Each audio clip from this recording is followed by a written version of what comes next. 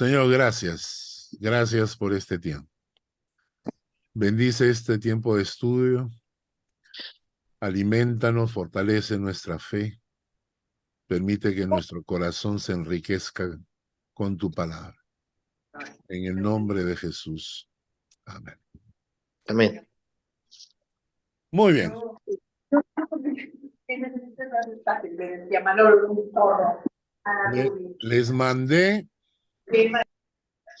Les mandé una hoja. ¿La vieron? Sí, ¿La tienen impresa a la mano? Perfecto, perfecto. Muy bien. Vamos a estudiar esto para recordar. A ver, un momento. Un momento.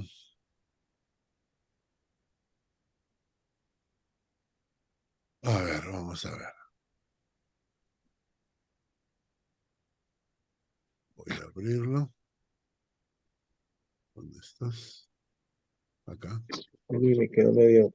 Ya está. Ahora sí. Vamos a compartir. Compartir pantalla. Ahí estamos. Perfecto. Bien. Ahí lo están viendo. Esta fue la primera clase que tuvimos. Ahora, quiero que entiendan la figura o el concepto que estamos estudiando. Cuando muchas veces hablamos de pecado, la gente tiene la idea de pecado. ¿Qué cosa es pecado? Mentir, robar, cosas puntuales, actos puntuales que cometemos, ¿no es cierto? Entonces, lo que estamos tratando ahora de entender es todos los conceptos bíblicos que encierran el concepto de pecado. O sea, cómo a la luz de la Biblia el pecado puede ser expresado con diferentes términos. Y todos esos términos juntos conforman el pecado. Como todos estos términos son los ingredientes de la torta. Y la torta final que sale es el pecado. Lo que estamos viendo ahora es la primera clase que tuvimos. Hablamos del término hebreo chata y el término griego hamartía, que se traducen literalmente como pecado, pero que en realidad significan errar el blanco voluntariamente, ¿no? Es decir, que apunto voluntariamente para fallar en el blanco. ¿Cuál es el blanco? La santidad de Dios. Entonces, el pecado significa errar el blanco voluntariamente. Luego estudiamos tres términos nuevos. Asebeo, que es un término griego, por eso pongo GR, griego, que habla de los impíos, que son personas en cuyas vidas no existe la adoración, no existe la alabanza, y no existe la reverencia a Dios. Conozco muchísima gente que se autodenomina cristiana, se llaman cristianos, pero en cuyas vidas no hay ningún tipo de adoración, no hay ningún tipo de alabanza, tampoco de reverencia. Y a la luz de la Biblia, esas personas, aunque sean de la iglesia que sean, son llamados impíos. El otro término que está relacionado con el pecado es el término adiqueo, que son los injustos, en cuya vida no hay justicia, no hay rectitud. Los valores de estas personas nunca son rectos, tienen doble cara, ¿no? Balanza de doble medida. Y por último, estudiamos el término awal, que es un término hebreo, que significa iniquidad, y que la traducción exacta sería desviarse del camino correcto. Todos estos términos los estudiamos el primer día, el primer miércoles que empezamos con el concepto de pecado. El segundo que vimos la semana pasada era en el término hebreo abar, que se traduce al griego como parabaíno, que significa quebrantar, transgredir, o sea, quebrantar las leyes, transgredir las órdenes. Inclusive se puede traducir como pasar de largo, o sea, ver las leyes de Dios y pasar de largo. Tú te pasas por encima de las leyes de Dios, caer, extraviarse, ¿no? Y luego estudiamos las palabras hebreas, pesha, que significa rebelión, rebelarse a las órdenes, y que hay una palabra que se llama mará, que significa rebelión, pero con un carácter refractario. Es decir, una persona que no solamente está rebelde, sino además tiene un carácter que responde, es un carácter que refracta, que refleja, que no permite que la palabra penetre en su corazón. Es la persona que tiene todas las disculpas, todas las excusas, un carácter refractario. Y cuando se aparece la palabra zarar, significa rebelión, pero con terquedad, con obstinación, ¿no? Y luego estudiamos los términos griegos. Apeiteo significa rebelión y desobediencia. Y aparecen dos términos más. Afistemi, que significa alejarse de la fe, y apostasía, que significa desviarse de la fe. Ahora, noten ustedes todos estos conceptos que van juntos, que van mezclándose y dando a luz a este concepto grande que se llama el pecado en la vida de las personas. El día de hoy vamos a terminar con este estudio de términos sobre el concepto de pecado, y vamos a estudiar estos que acaban de aparecer. Maal o bagat, que significan traición, ser infiel, traicionar la confianza, en hebreo. En griego, la palabra es parapipto o paráptomo, que significa también traición, caer de una posición, soldado que abandona el campo de batalla.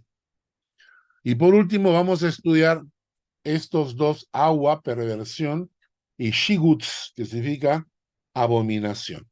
Entonces, este cuadro que ustedes tienen a la mano es para que ustedes mismos reflexionen. O sea, todo esto, la sumatoria de todo esto, es el concepto de pecado a la luz de la Biblia. O sea, a la luz de la Biblia, pecado no significa simplemente mentir, no significa simplemente robar, sino que el pecado incluye rebelión, traición, perversión, iniquidad, impiedad, quebrantar leyes, ¿no? Y todo esto lo llevamos en el alma. Todo esto lo llevamos en el alma desde que nacemos.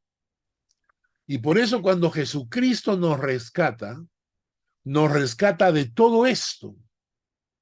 Y cuando nosotros, siendo creyentes, volvemos al pecado, como dice la palabra, que el cerdo vuelve al fango y el perro vuelve a su vómito, o sea, es lo que estamos haciendo es esto, o sea, estamos regresando, después de que Cristo nos ha sacado del pecado, nosotros estamos retornando.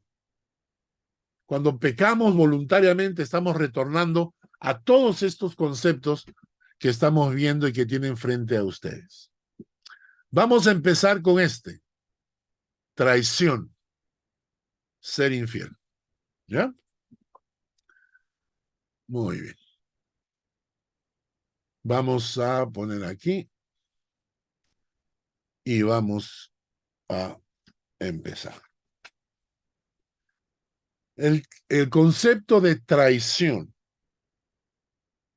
muy relacionado con el concepto de pecado como rebelión, está la idea de pecado como traición o abuso de confianza. ¿Mm? Mahal en la palabra. la vieron ahí.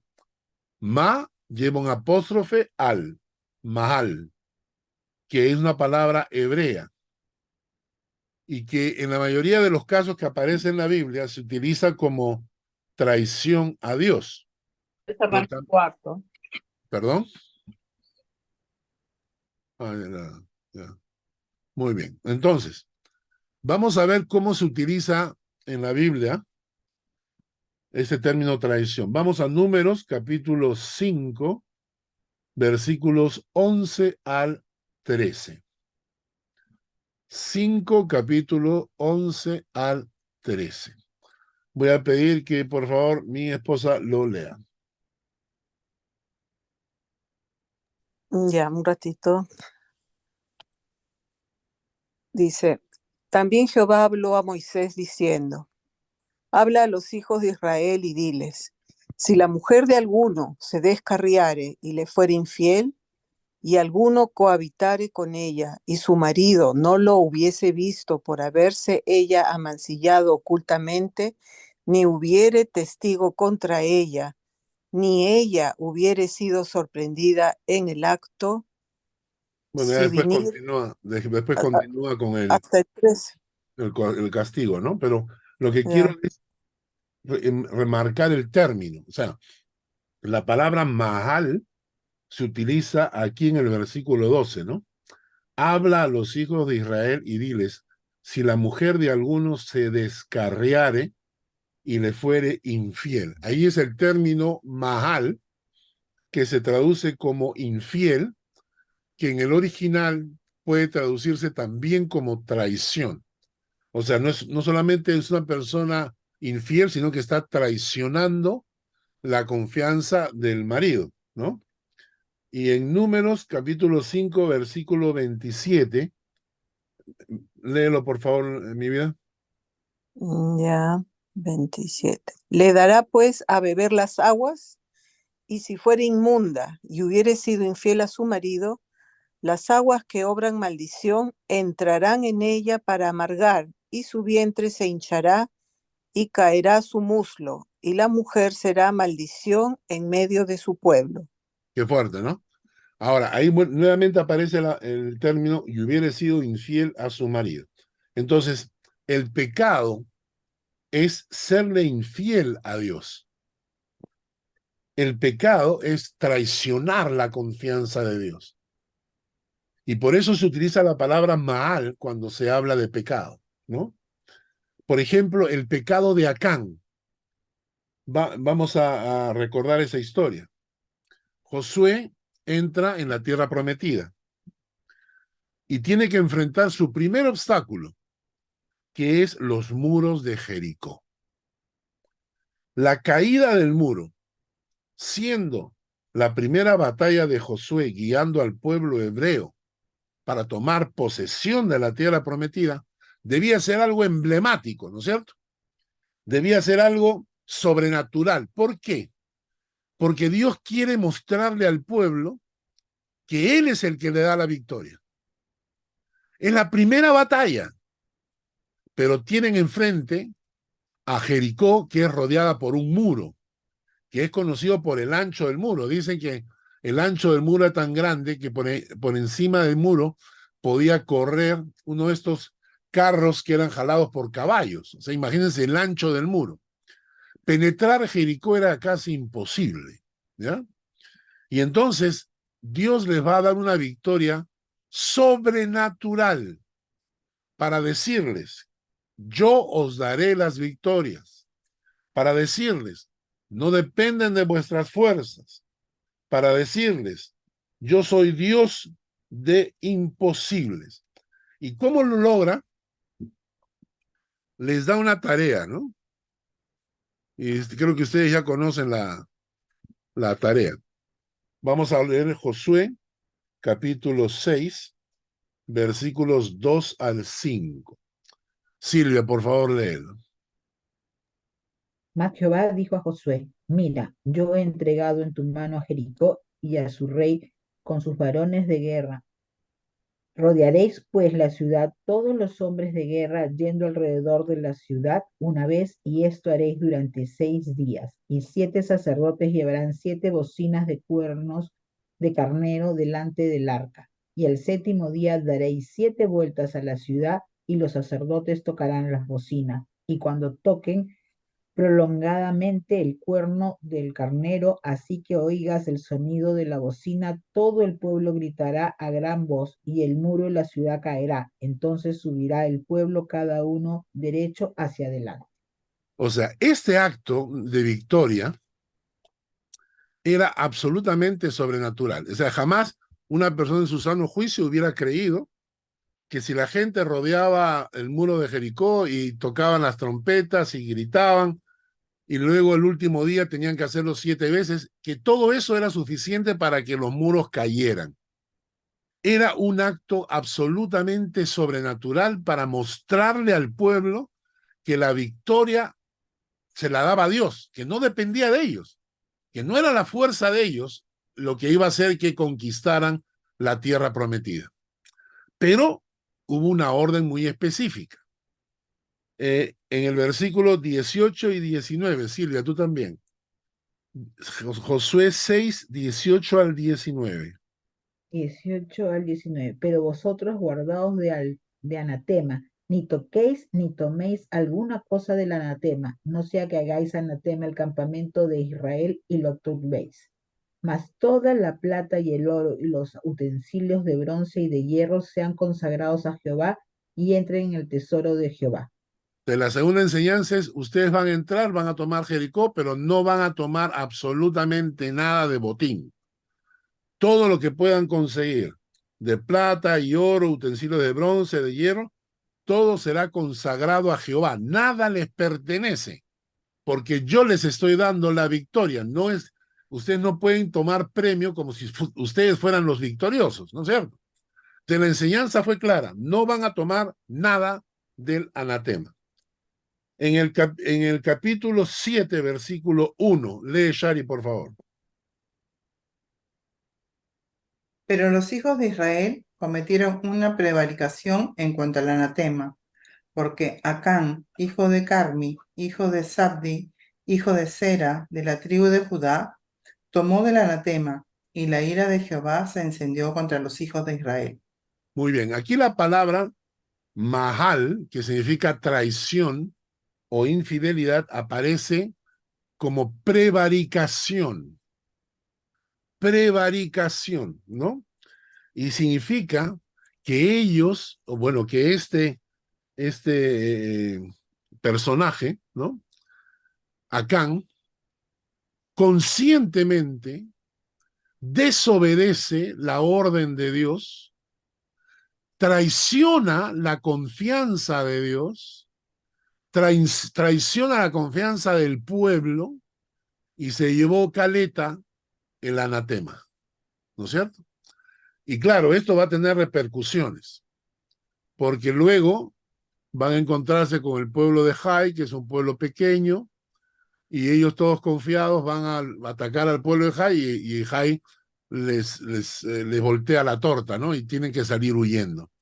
Y ahí es cuando Josué se pone a llorar, ¿no? ¿Y por qué, Señor? ¿Por qué nos has traído hasta acá? ¿Cómo es posible que hayamos vencido a Jericó y ahora salgamos corriendo por lo de Jai, si tú prometiste darnos la tierra prometida? Y Dios le dice a Josué, deja de llorar, ¿no? Sabes que hay uno en el pueblo que ha hecho anatema, ha tomado del anatema, y por esa razón ustedes no tienen la victoria. Y bueno, sigan leyendo la historia si quieren conocer el final de la vida del pobre Acán, ¿no? Entonces, en este caso, el término Maal tiene que ver con hacer lo incorrecto, traicionar la confianza de Dios, desobedecer, ser infiel al pacto que habían hecho con Dios. En Ezequiel, capítulo 14, versículo 13. Ezequiel, capítulo 14, versículo 13. Mario, por favor, léelo. Ezequiel, capítulo 14, versículo 13. Sí, un momentito. Ezequiel 14.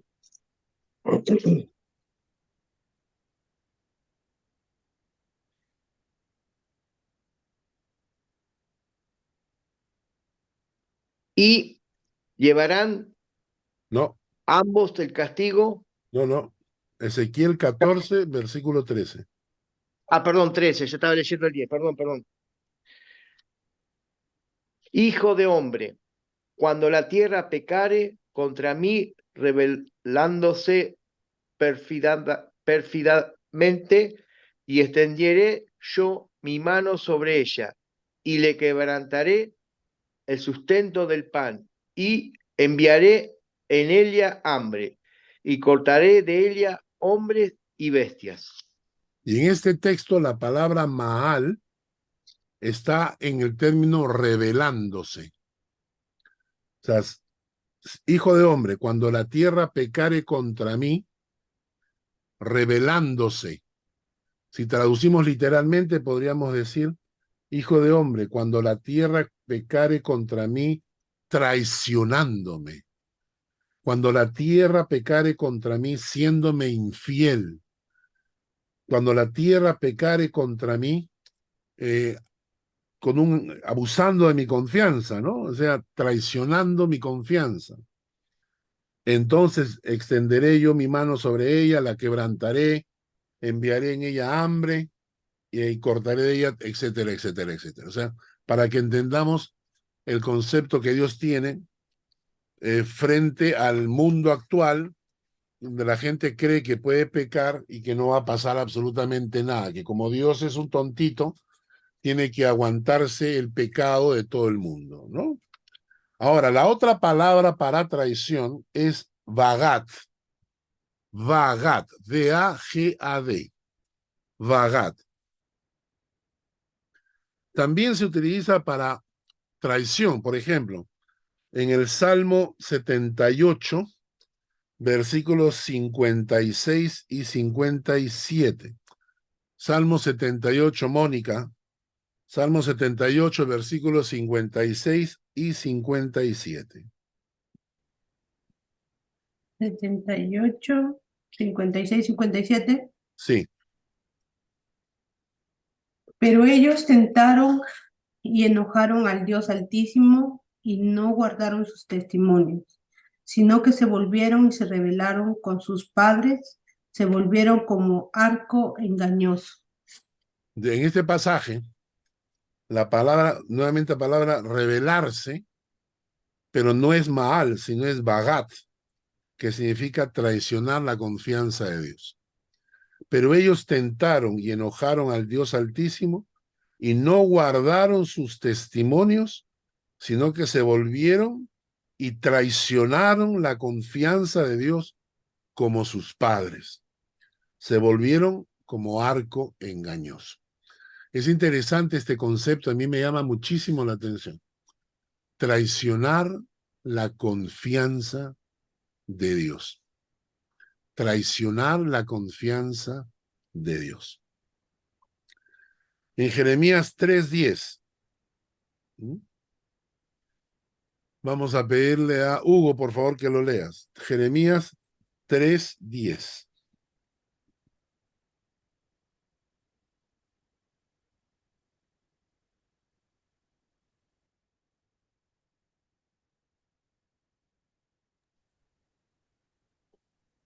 Jeremías 3:10.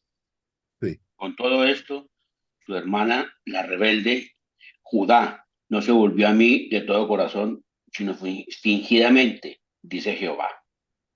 Ya. Con todo esto, su hermana, la rebelde. Aquí la palabra rebelde es Bagat. La palabra Bagat, o sea, con todo esto, su hermana, la que traicionó la confianza de Dios, Judá, se refiere al pueblo de Judá, no se volvió a mí de todo corazón, sino fingidamente, dice Jehová. Entonces, este concepto es muy interesante, el concepto de pecado como concepto de traición, como concepto de traicionar la confianza de Dios, como concepto de serle infiel al Señor. Ahora, hay términos En el griego, lo que hemos visto, Mahal y Bagat son términos hebreos. Cuando se hizo la Septuaginta, se traduce y traducen los términos como dos términos.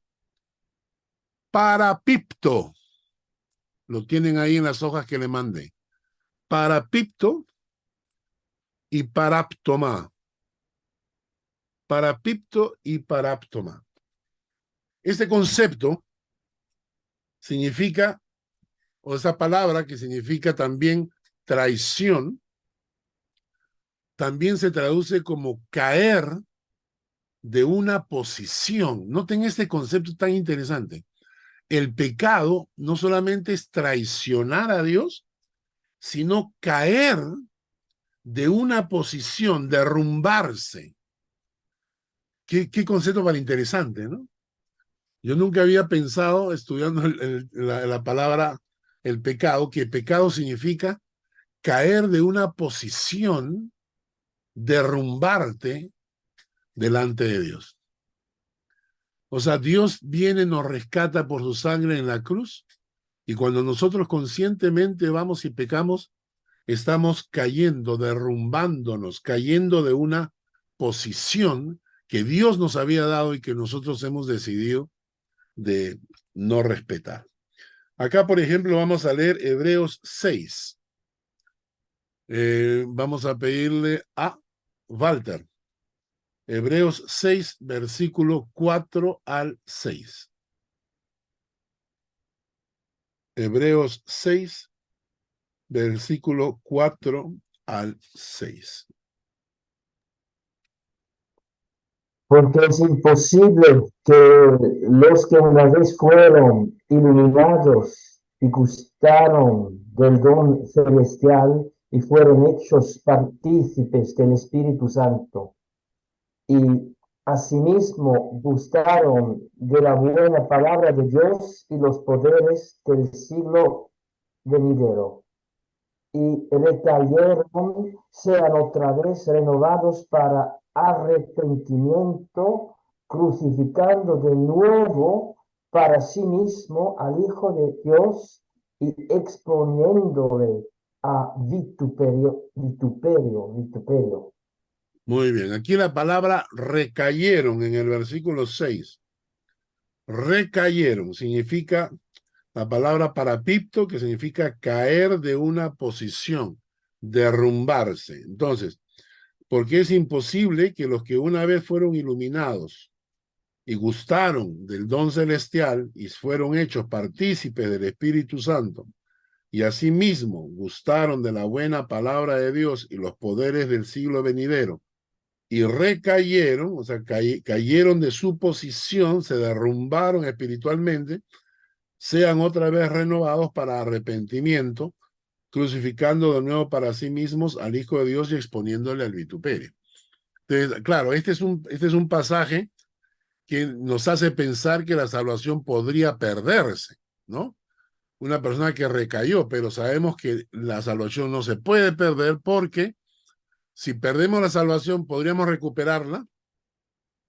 Si nos arrepentimos, de verdad, sí. Y si volvemos a pecar, volvemos a perder la salvación. Es como que mis hijos dejan de ser mis hijos porque se portaron mal, y si se portan bien, vuelven a ser mis hijos, y si se portan mal, dejan de ser mis hijos. Eso no tiene lógica. Pero lo que tiene que ver acá es con aquellas personas que, llamándose cristianos, que diciendo ser cristianos, deciden volver al fango, volver al pecado. En realidad nunca fueron hijos de Dios, ¿no? Entonces, esta palabra, parapipto, caer, derrumbarse, postrarse, ¿no? Y la otra palabra, paraptoma, la otra palabra griega, es interesantísima.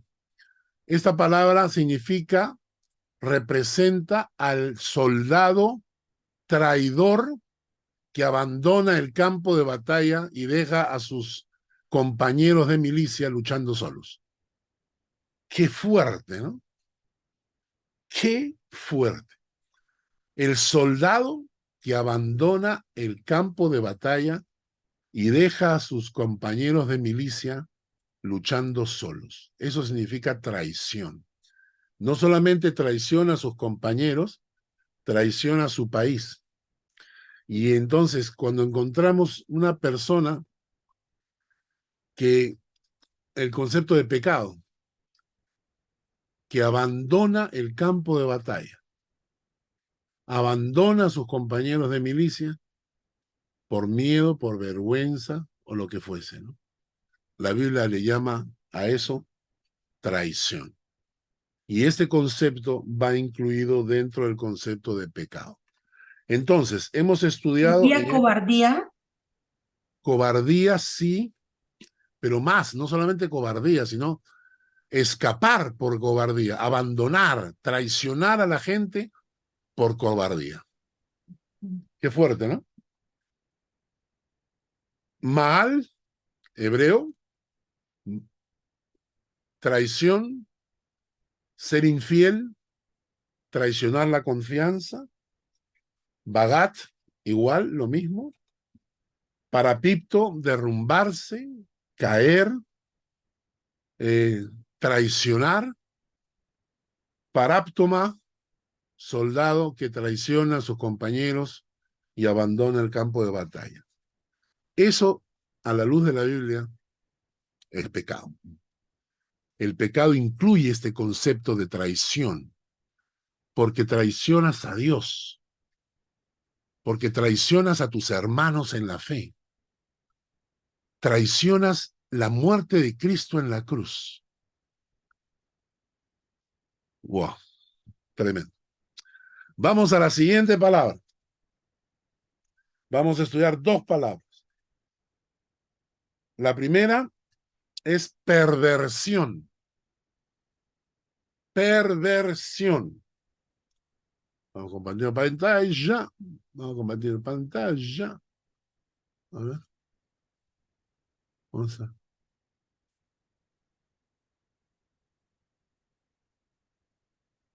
Ahí. Perversión. A-W-A-H. Perversión. ¿Ok? Esta palabra literalmente significa torcer, doblar o arrodillarse ante la maldad. El perverso, la perversión es el acto de introducir maldad o malos actos a personas fieles. La perversión es el acto de introducir maldad o malos actos en personas fieles.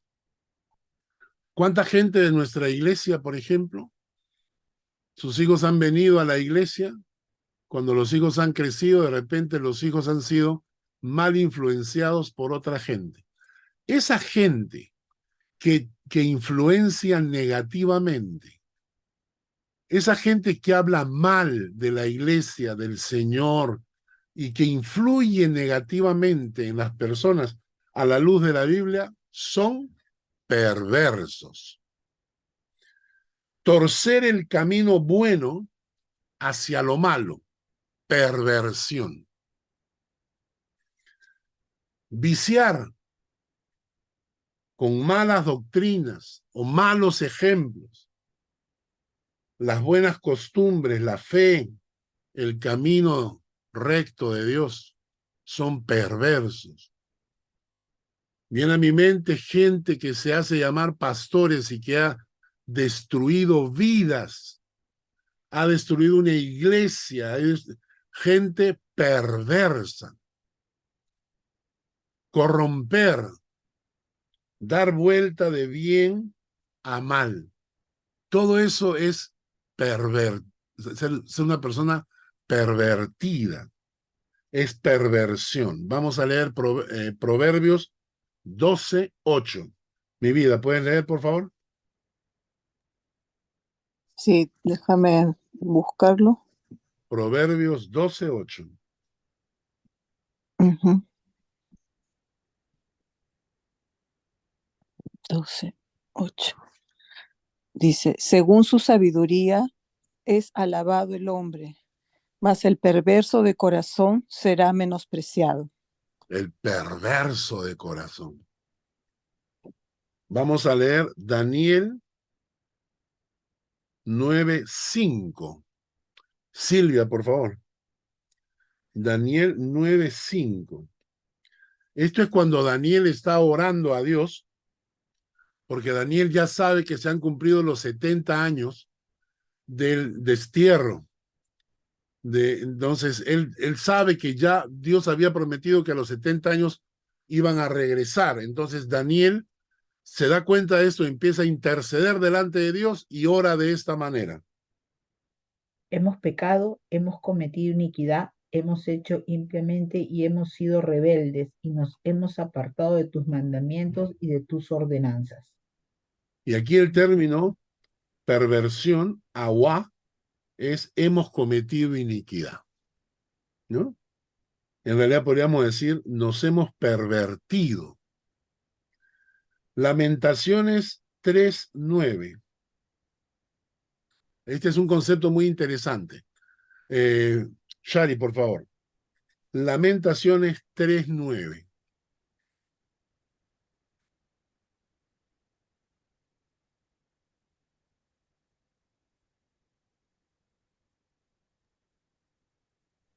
Cercó mis caminos con piedra labrada, torció mis senderos. Ahí está la palabra. Torció mis senderos. Entonces la perversión, toda aquella persona que en algún momento de tu vida te indujo, te recomendó, te quisieron sacar de la iglesia, te quisieron llevar por un mal camino, toda esa gente que quiso torcer tus senderos a la luz de la Biblia son perversos.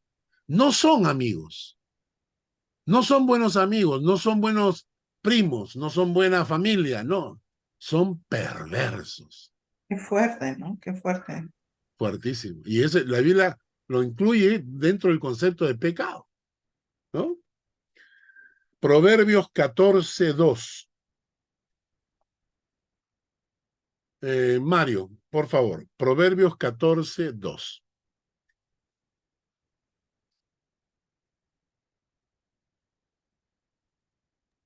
Momento, Proverbio. Proverbio 14:2. El que camina en su rectitud teme a Jehová, mas el de caminos pervertidos lo menosprecia.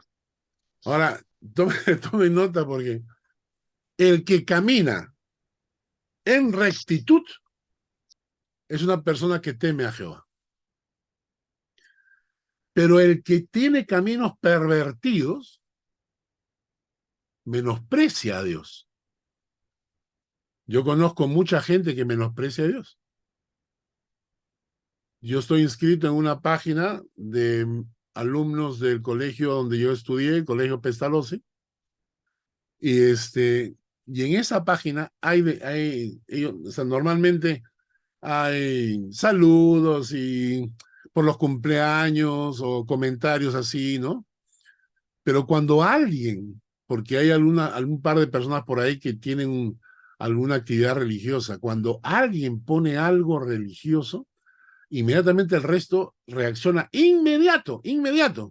Por favor, no pongan nada religioso, que es una página para conversar, para amigos, pero no es para la religión y no sé qué y no sé cuándo. O sea, como que le tienen cólera, ¿no? O sea, cualquier cosa de Dios les tiene cólera. El de caminos pervertidos menosprecia a Dios. Si tú conoces a alguien que menosprecia a Dios, a la luz de la Biblia es un perverso. Pero no lo saben. Ellos no lo saben, ¿no? Ahora, una cosa interesante es que en toda la historia de la iglesia, el diablo siempre quiere pervertir las cosas de Dios. Dios nos ha hecho libres y el diablo quiere pervertirlo y llevarnos a libertinaje. ¿No es cierto? Entonces, nosotros somos en Cristo, somos libres, pero el diablo quiere que creas que esa libertad te permite vivir en libertinaje. ¿Mm? Por ejemplo, vamos a leer cómo el diablo siempre trata de pervertir las cosas de Dios. Gálatas 1:7. Mónica. Ya leyó Mónica, ¿no? Ahorita. Rafa Bueno, Valer, ¿ah? Rafa Valer, Ya.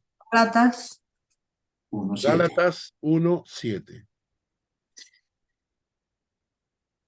No que haya otros, sino que hay algunos que os perturban y quieren pervertir el evangelio de Cristo. Claro, la perversión no es solamente tratar de llevarnos hacia los pecados conocidos. La palabra nos dice que el diablo quiere pervertir el evangelio. O sea, imagínense lo que está ocurriendo hoy en día en las iglesias. Cuando escucho prédicas que son por demás pervertidas. Hace un tiempo atrás, y lo he contado varias veces, este señor Cash Luna predicó sobre el caso del ciego que se acerca donde los apóstoles y quiere comprar el Espíritu Santo. Y entonces Pedro le contesta, tu dinero perezca contigo, porque has pensado que las cosas de Dios se pueden comprar con dinero. Y entonces en ese momento Cash Luna dice, ¿y qué pasó? ¿Se murió el hombre este que quería comprar el Espíritu Santo? No, no se murió. Pedro le dijo, tu dinero perezca contigo, pero el hombre no murió. ¿Qué quiere decir eso? Que sí se puede comprar. Que con tu ofrenda puedes comprar el poder del Espíritu Santo. Eso es pervertir el evangelio. A la luz de la palabra de Dios, estos predicadores que toman un texto bíblico y lo tuercen de tal manera que manipulan la mente y el corazón de la gente, a la luz de la Biblia son perversos. Son gente perversa disfrazada de pastores, de predicadores. Y para poder contrarrestar esto, es necesario que estudiemos la palabra con profundidad. Cuando empezamos los estudios de doctrinas fundamentales, habían muchas personas que estaban entrando. A veces hemos tenido hasta 20 personas. Y en el camino nos vamos quedando, ¿no? La única manera de contrarrestar el peligro de la perversión del evangelio es estudiando la palabra de Dios con disciplina, con responsabilidad. Porque si solamente entro al estudio cuando tengo tiempo, estoy diciendo que las cosas de Dios para mí son secundarias. Que todo lo demás que tengo que hacer tiene más prioridad. Y por eso estamos estudiando este término del pecado que se llama pervertir. Y el diablo quiere pervertir el evangelio. Jeremías 23:36. Hugo, por favor. Jeremías 23:36.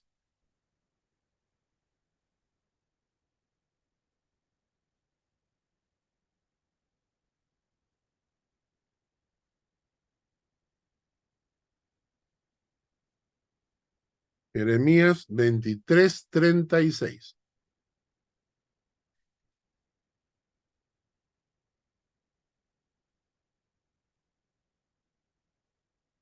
¿Estás ahí, Huguito?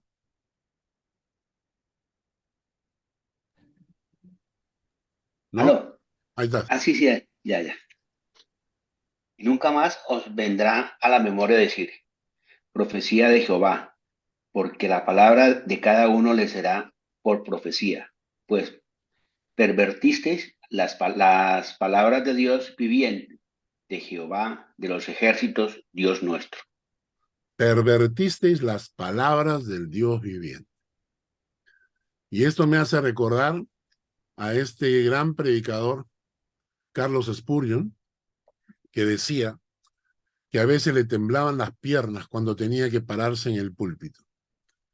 porque tenía miedo de que por ignorancia estuviera predicando algo que no es correcto. Y le temblaban las piernas. Pervertir las palabras del Dios viviente. Entonces, vamos a buscar Tito, capítulo 3, versículo 10 y 11. Tito, capítulo 3, versículos 10 y 11. Walter, por favor.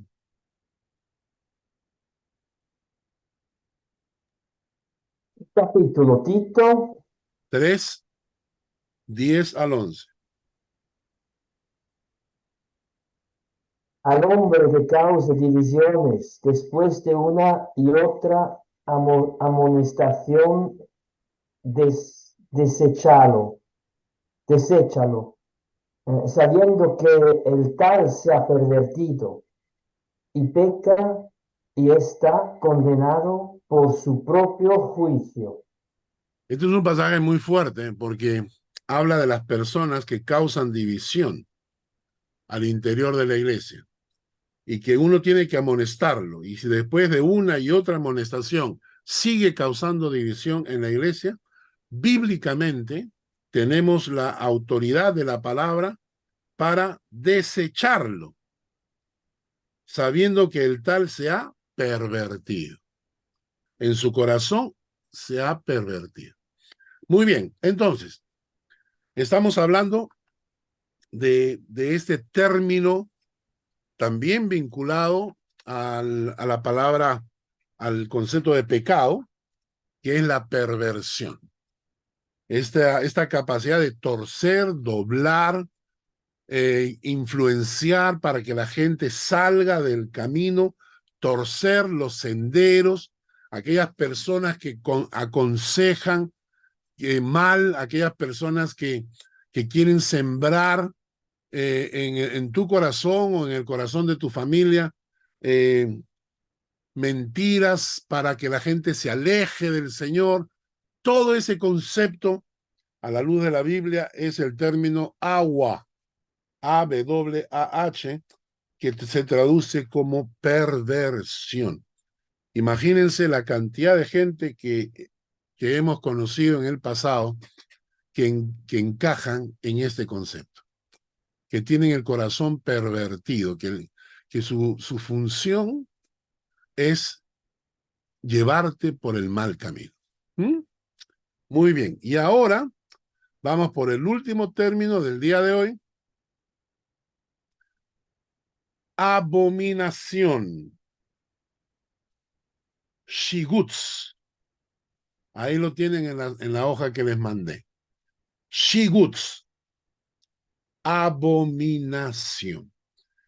Este pasaje es tan interesante. Esta palabra, abominación, relacionada con el concepto de pecado, indica que estos pecados no son simplemente algo contra lo que Dios se opone, sino que son algo que le da repulsión. ¿Entendieron la diferencia? O sea, una cosa es algo que no te guste y otra cosa es algo que te dé asco. Hay muchos textos bíblicos que nos hablan de que a Dios le da asco cierto tipo de comportamiento.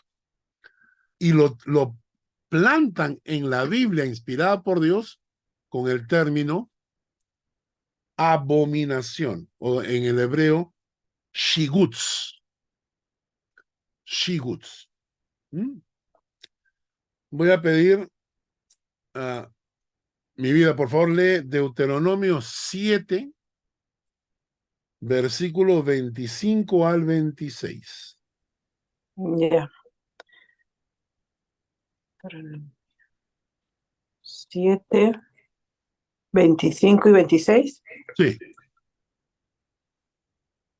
Las esculturas de sus dioses quemarás en el fuego, no codiciarás plata ni oro de ellas para tomarlo para ti, para que no tropieces en ello, pues es abominación a Jehová tu Dios.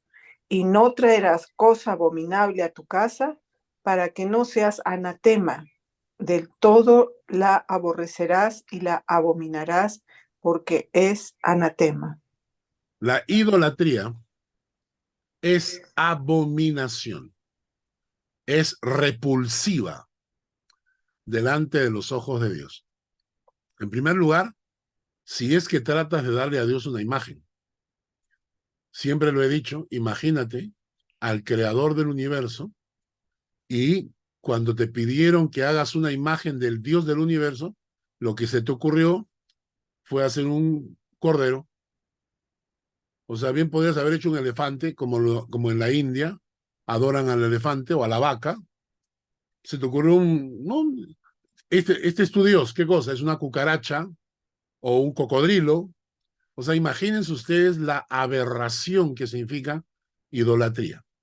Y lo peor es la idolatría humana. Cuando agarras a una persona y le dices a la gente que esa persona tiene poderes sobrenaturales y por eso tú le puedes orar y le puedes rezar a esas personas, es una abominación delante de Dios.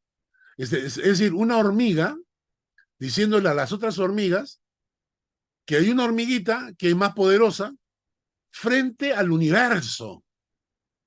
O sea, es un asco. La idolatría es una abominación delante de Dios. La Biblia dice claramente que es pecado. Levítico capítulo 18, versículo 22. Walter, por favor. Levítico 18, 22.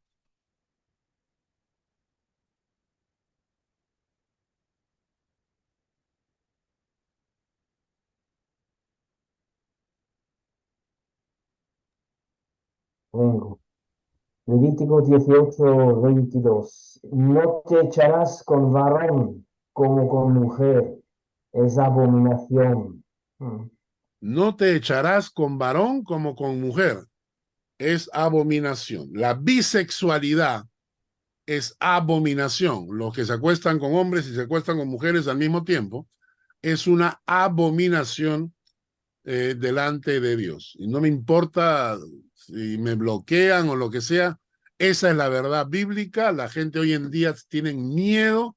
Hay pastores que tienen miedo de decir esta verdad porque tienen miedo a la comunidad LGTBQ 1, 2, 3, 4, 5, 6 y que ellos agarran y salen a las calles a manifestarse en contra, ¿no? Lo peor es que los cristianos nos estamos callando la boca. Estamos callando la boca, estamos haciendo de cobardes, de no decir la verdad como tiene que ser dicha. La bisexualidad es una abominación. Deuteronomio 22, 5. Empezamos otra vez con Silvia. Deuteronomio 22, 5.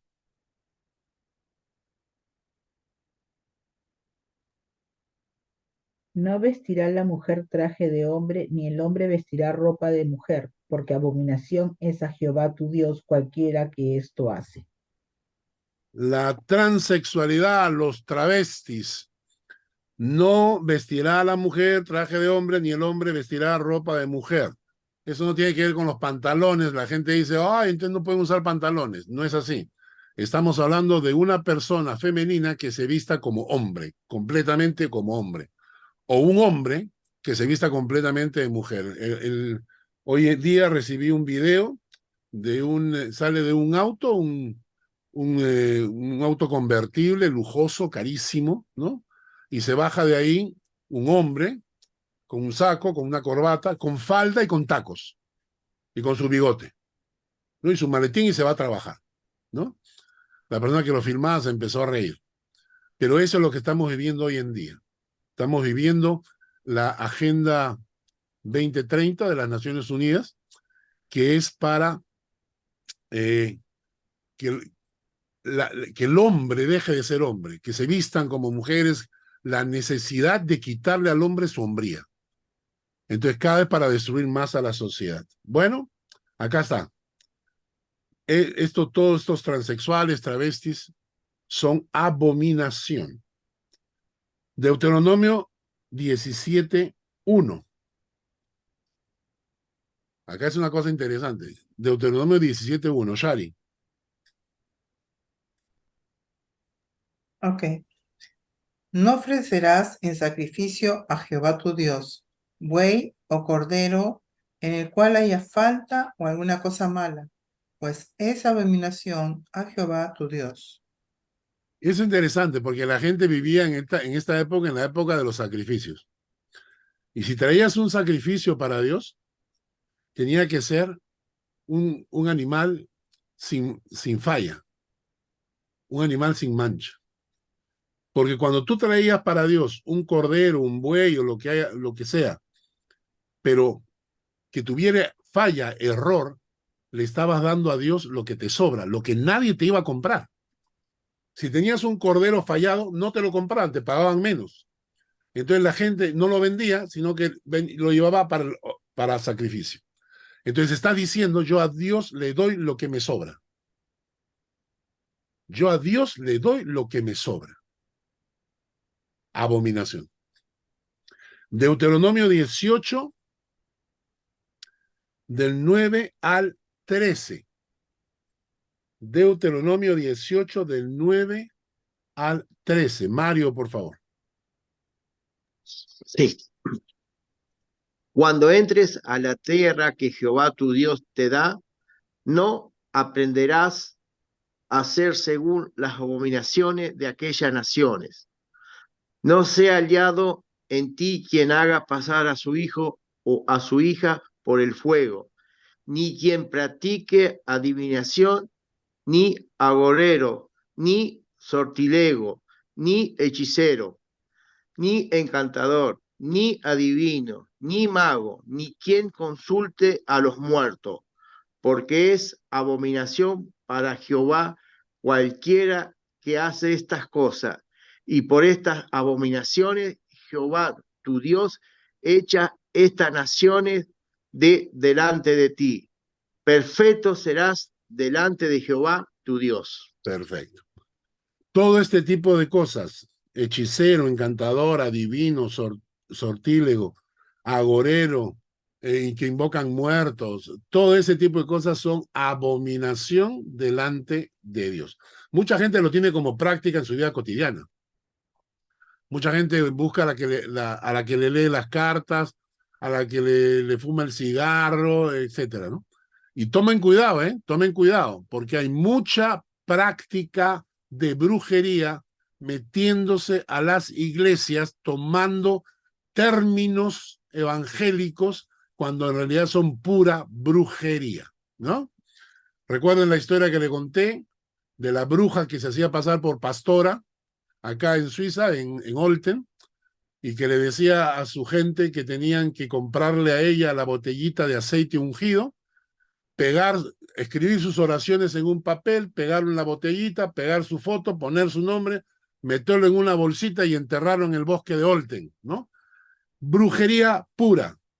Y lo más triste, la ignorancia absurda de esas mujeres que iban con ella y que lo hicieron. O sea, imagínense la burrada, o sea, la ignorancia de estas mujeres que siguieron la enseñanza de esta bruja disfrazada de pastora. Cuidado, hay mucha brujería metida en la iglesia. Cuidado, cuando vas a una iglesia y comienzan a hablarte de estas cosas medias raras, ¿no? Frases, oraciones que abren los cielos, ¿no? Los espíritus. Yo escuché el otro día de un personaje que estaba predicando acerca del espíritu del acné, ¿no? El espíritu de la diarrea, el espíritu de no sé qué. Toda esta gente que se ha metido, especialmente en iglesias pentecostales, hablan tonterías y la gente que los escucha les cree. ¿Va? Cuidado. Proverbios 6, del 16 al 19. Señora Lortegui. Proverbios 6, del 16 al 19.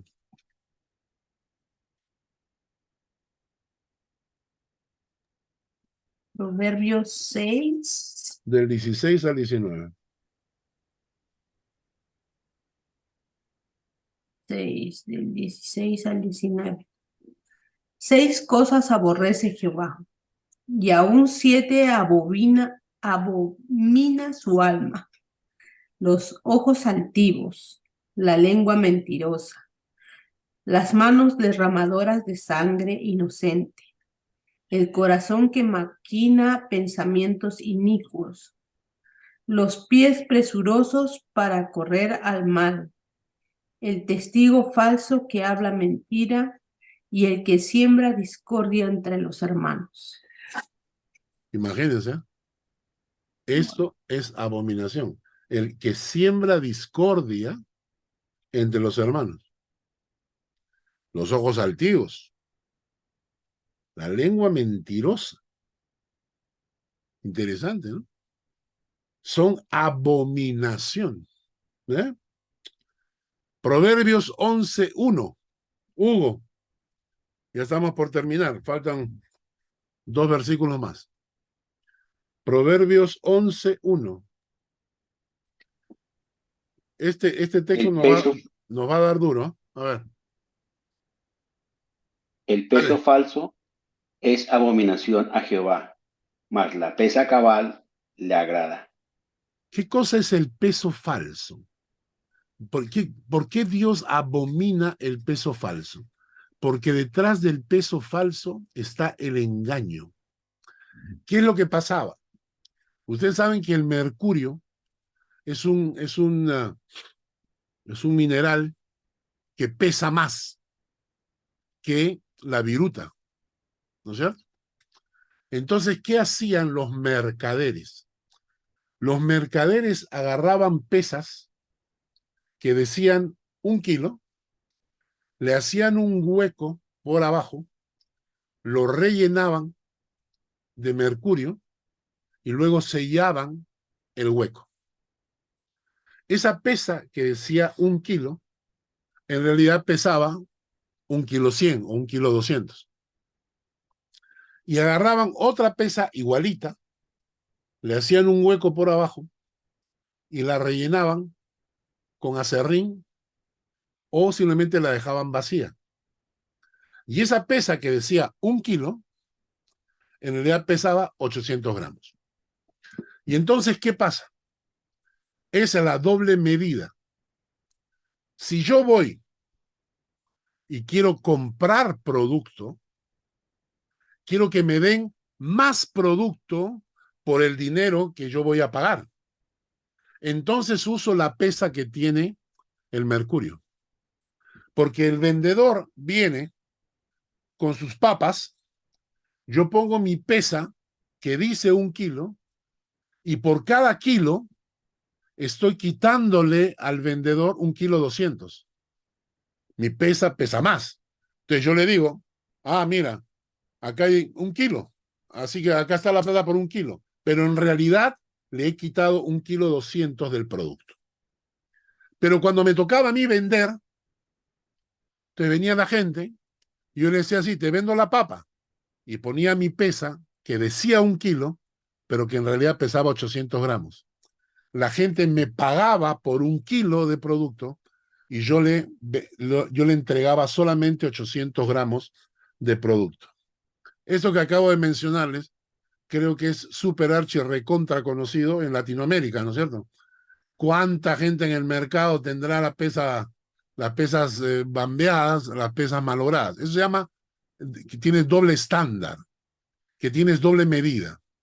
¿Pero a qué se refiere entonces con esto? Porque yo no vendo papas, ¿no? Y creo que ninguno de ustedes tampoco. Se llama doble estándar porque mido las cosas con doble perspectiva. Punto 1.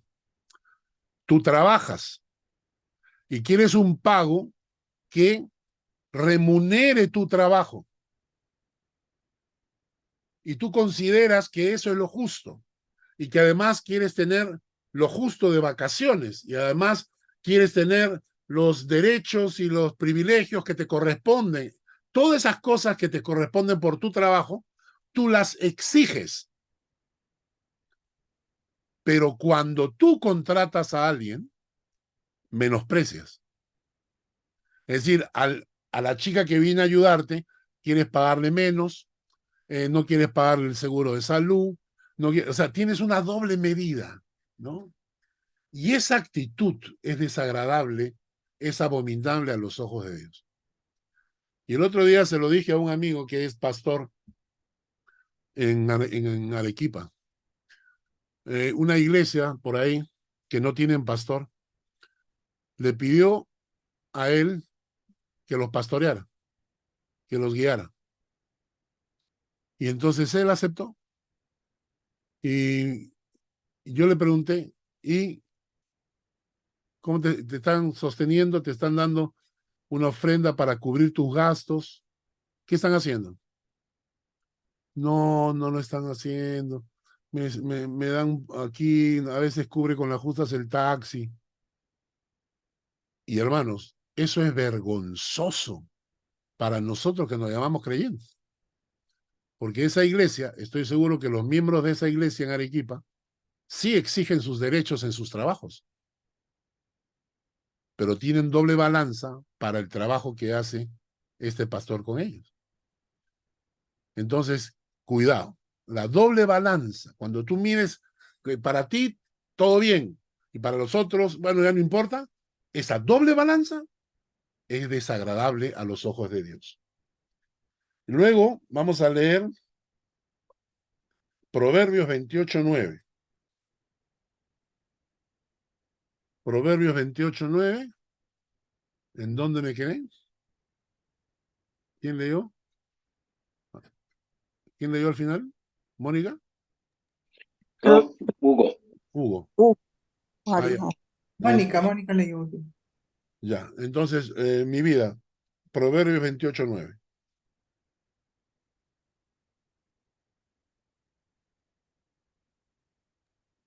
Ahora recién me escuchas, ¿no? Sí, Dice, el que aparta su oído para no oír la ley, su oración también es abominable. este texto es horroroso. Si te están predicando en la iglesia, si te están enseñando la palabra y apartas tu oído porque no te gusta lo que estás escuchando, porque tienes otro concepto, entonces tú agarras y tienes una obediencia selectiva, ¿no? Escoges lo que quieres obedecer y desobedeces en lo que no te gusta, ¿no? Entonces, si tú apartas el oído para no oír la palabra, tu oración se hace abominable. La oración que Dios escucha es la oración sincera de alguien que le dice, Señor, enséñame, guíame.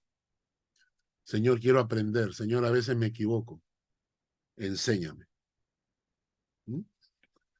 Para terminar, voy a leerles un texto de Tito, capítulo 1, versículo 16.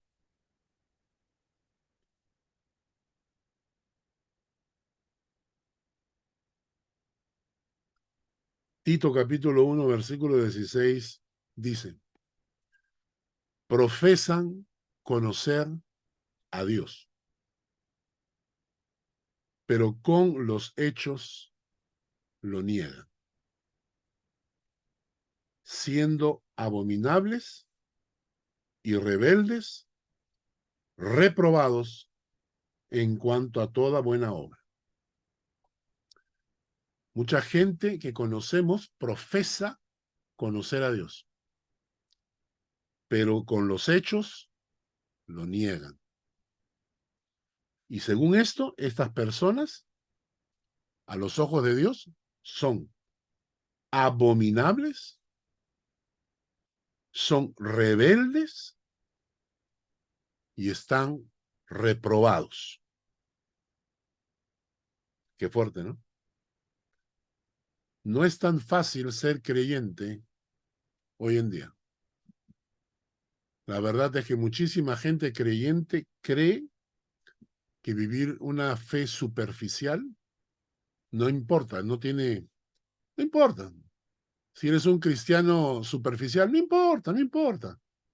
Y viven sus vidas engañándose a sí mismos. Porque realmente una persona que con fe profesa conocer a Dios, pero con los hechos lo niega, es abominable a Dios. Para Dios es abominable, es repulsiva una persona así. Cada día vayamos al Señor y digámosle, Señor, enséñame. Enséñame, transfórmame. Transfórmame, Señor. Cambia mi vida para que mi testimonio sea el de un hijo de Dios auténtico. Yo profeso conocer a Dios y que mis hechos lo respalden. Transfórmame, Señor, me falta, no tengo el poder, no tengo la fuerza. Necesito que tú me transformes. Bien. ¿Vemos el cuadrito por última vez? Todos estos conceptos que van incluidos dentro de esta torta llamado el pecado. Repásenlos, léanlos, estúdienlos, reflexionen sobre ello y permitan que Dios obre en sus vidas para que cada día muramos al pecado y el pecado muera en nosotros. ¿Mm? Bien. Ahí nos quedamos hoy día. ¿Alguna pregunta? ¿Alguna duda? Sí, señor. Diga usted. Pastor, en el Deuteronomio 7, 25, 26, cuando hablaban de las esculturas de sus dioses, Sí. quemarás en el fuego. Sí. Y hablábamos de la idolatría, que es una abominación. Sí. Y es una repulsión, lo repudia Dios. Este tipo de idolatría que estamos hablando aquí es igual a esa idolatría que hizo carrera con las iglesias católicas en cuanto a los famosos santos que San Jerónimo, San y tantos Sí. santos que tiene la iglesia, e igualmente este montón de vírgenes y que tiene la iglesia católica, Sí. también es ese tipo de idolatrías. Claro, claro. Tú sabes lo que hicieron en la época de los incas, ¿no? En la época de los incas, en la época de los aztecas, cuando llegaron los conquistadores, ellos traían la iglesia católica y la iglesia católica tenía sus santos. Pero nuestros incas, nuestros indígenas, tenían sus propios ídolos. Entonces lo que hicieron la iglesia católica fue construir los santos huecos, o sea, con hueco por abajo.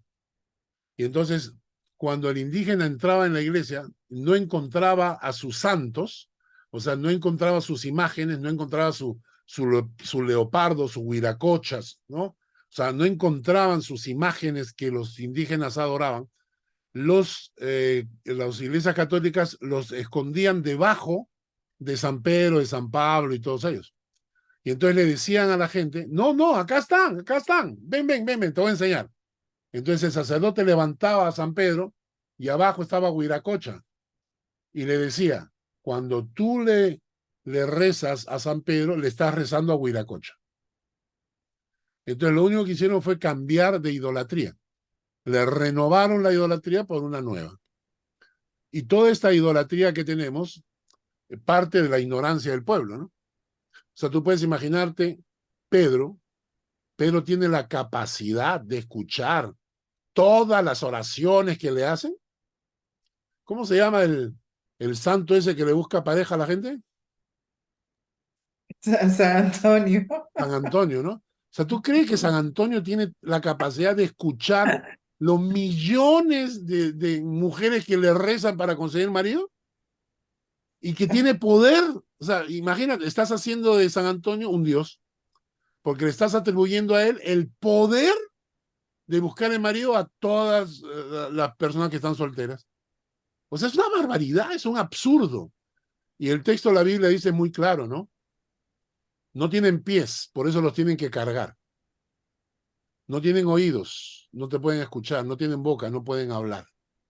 Y entonces son esas imágenes, la idolatría que hay en España es brutal. Es la misma que hay en el Perú, por ejemplo, con el Señor de los Milagros. Y es una idolatría absurda, ¿no es cierto?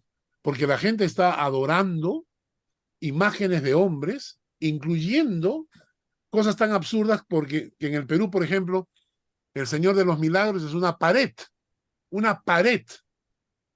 que no se cayó en un terremoto y que estaba pintada ahí el Cristo, ¿no?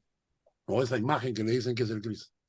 Y entonces en octubre, todos los años en octubre, cargan una pared por toda la ciudad. Cargan una pared. Y la gente va atrás cantando y esos saumerios ahí con su humo, ¿no es cierto? Ahora, lo único bueno rescatable del mes de octubre en el Perú es el turrón de Doña Pepa, que es un dulce riquísimo. Pero fuera de eso es una idolatría absurda, ridícula. Si la gente supiera lo que está haciendo, pero están cegados, tienen el corazón bloqueado porque los instruyen desde niños, les enseñan desde niños a adorar, al igual que la Virgen, ¿no? Que tiene 50.000 figuras, la Virgen de Guadalupe, la Virgen de Huacatay, la Virgen de Don Seón, que saben que se supone que es la misma, ¿no?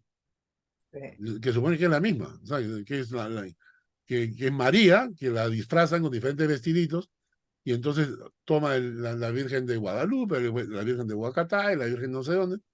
Es tan absurda la idolatría, pero la gente la tiene metida en la cabeza. La gente Perdón, sí, perdón, una cosa, también cuando hablaste del dinero en la Iglesia Católica. O sea, muchos católicos dicen que tienen fijo, en nuestro grupo también tenemos amigos que son católicos, sí. ¿no? Entonces ellos dicen que solamente adoran a Jesucristo, que lo tienen claro, pero al participar de las misas, ¿no? De los servicios, en donde incluso hacen en las misas de difuntos, que tienes que pagar, las misas de indulgencias, entonces están ahí también teniendo algo paralelo, o sea, también están cometiendo ese pecado de perversión. En realidad Entonces, estás participando de una iglesia idólatra. O por sea, eso, entonces, puede ser que tú no participes. están en pecado y están haciendo abominación para el Señor, aun cuando dicen que tienen claro eso, o sea, no están claros entonces. La verdad es que no, después que estudias la palabra, no deberías participar. Ahora, hay países donde hay mucha más idolatría, como son países latinoamericanos, o España, Italia, pero los países con raíces protestantes, las iglesias casi no tienen una imagen de santo, ¿no? Acá en Suiza las iglesias católicas no tienen santo. Muy poco. Entonces la idolatría sí, la idolatría es un problema y hasta ahora mucha gente está tan esclavizada a eso que realmente necesitas que la mano de Dios intervenga para rescatarte, ¿no? ¿No? Bueno, ¿alguna otra pregunta? ¿Todo está bien? ¿Quedó claro? Sí, señor. Sí. Solamente hay un santo que sí vale la pena mencionar. Es el sanguchito.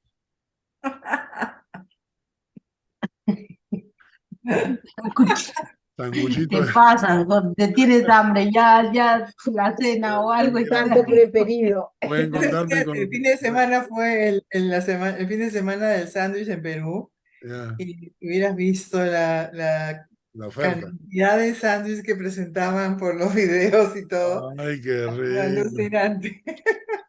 Sí, voy a tener mi encuentro ahorita con sanguchito. Bueno, vamos a orar para terminar. Okay. Señor, gracias por este tiempo y gracias por la enseñanza. Guíanos, oh Dios. Enséñanos cómo defender el evangelio, cómo hablarle a la gente para que salgan de los errores en los que están. Danos sabiduría para ello. Te bendigo, Padre, por estos estudios que estamos teniendo. En el nombre de Jesús. Amén. Amén. Amén. Que Dios les bendiga, que Dios les guarde. Que Dios Gracias. les bendiga, cuídense, Gracias. gracias. Cuídense. Buen resto de semana, Chao. Chao, chao. Chao, Gracias, Walter. chao. El Señor te bendiga y te guarde. El Señor haga resplandecer su rostro sobre ti y tenga de ti misericordia. El Señor alce sobre ti su rostro y ponga en